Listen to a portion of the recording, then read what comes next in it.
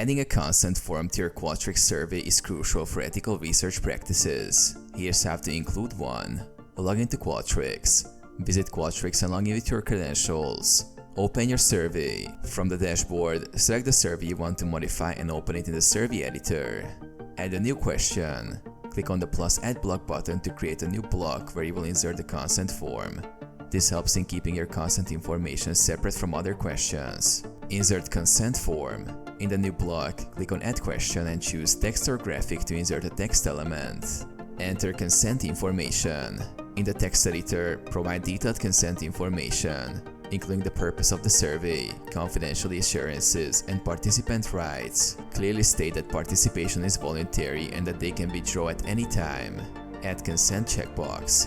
To ensure participants provide consent, add the multiple choice question asking respondents to agree to the terms.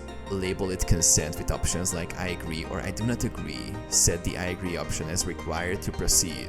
Save and preview. Click Save to apply the changes. Use the preview function to check that the consent form displays correctly and functions as intended.